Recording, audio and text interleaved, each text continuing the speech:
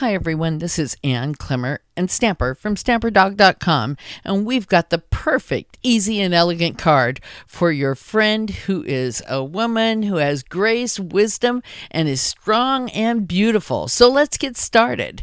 We're going to start with our trimmer.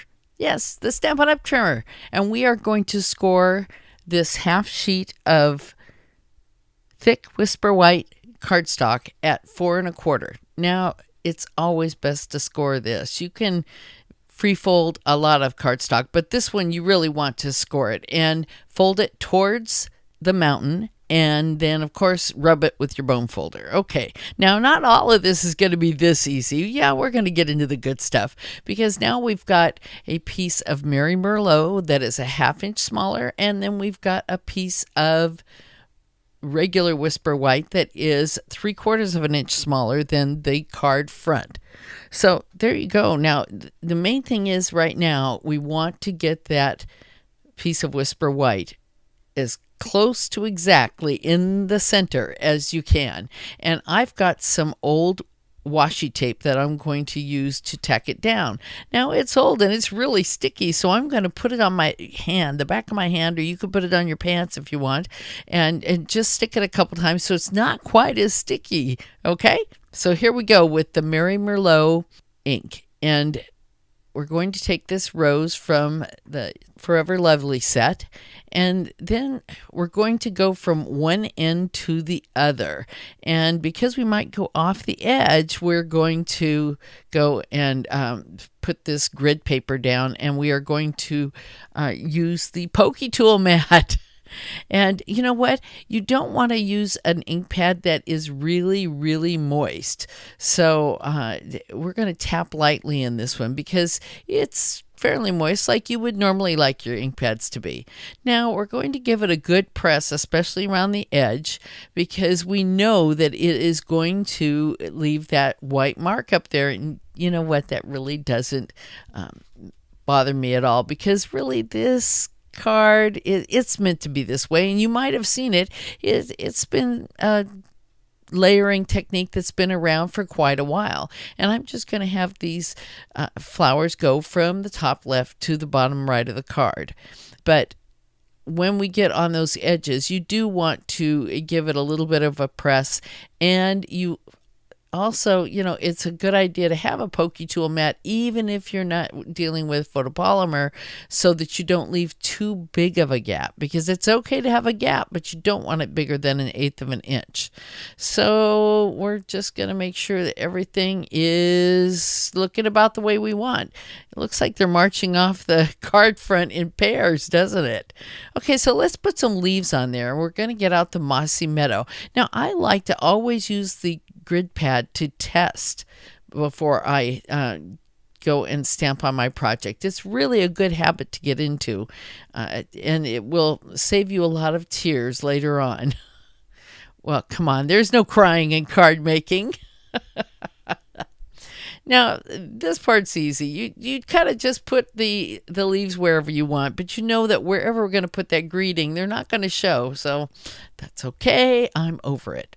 Now, when you take off the washi tape, just be very gentle, because especially that one was pretty sticky, and we don't want it to leave a mark or, you know, remove part of our cardstock. Now, I had this upside down, and I wasn't noticing that, so I think I need just one more leaf. You know, it's funny how we get something in our mind, and that's the way we like it. You know, if you like this so far, I hope you take a moment and use the subscribe button in the bottom right, and hey, ring the bell so that you can be around when we do our live streams on Wednesdays at 1 o'clock Pacific time. Now here, you know, if you know how to apply snail adhesive, or you want to use liquid glue, you can go ahead and do that. And then I'm just going to very gingerly, you know, what's really important here is to kind of match up those flowers. Now I did call them roses. I don't know what they are. I'm not a botanist. I'm a card maker.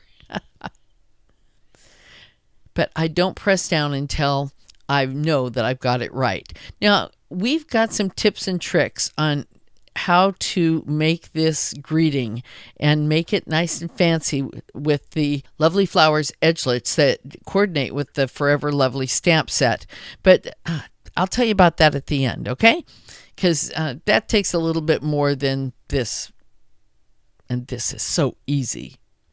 So now, here we've got a few ideas on how to put this together. Now, originally I thought, well, I would come out with a oval Mary Merlot piece of cardstock and put it right behind. But that didn't work.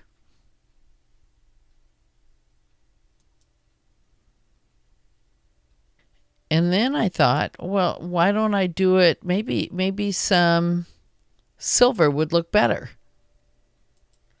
Well, that didn't work either, but it did make me start thinking. Now I use the same dies, but instead I took the very small squares and I put them on the square corners, and I like that a lot better. Now what you want to do is hold the square so that you can see the stitching, and then attach Stampin' Dimensionals to the back to hold it down. And you could go and put a glue daughter in there to hold it, if it's hard for you to keep them even until you get all the dimensionals on. And then, hey, you put it on there, and oh my goodness, what an easy and elegant card to give a friend who you would like to realize how strong, beautiful, and wonderful she really is. We can always use a little bit more bling, don't you think? So we added just a few rhinestones. But you notice this take your pick tool.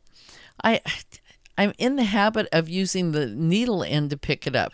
But if you use the sticky end, all you have to do is push it off of the sheet of rhinestones, and then it will attach. If you'd like some tips on how to do this really fancy greeting, because boy, it is lovely, isn't it? All you have to do is click up here at the top, and that will take you right to the live stream that we did, and you'll learn in minutes how to make that.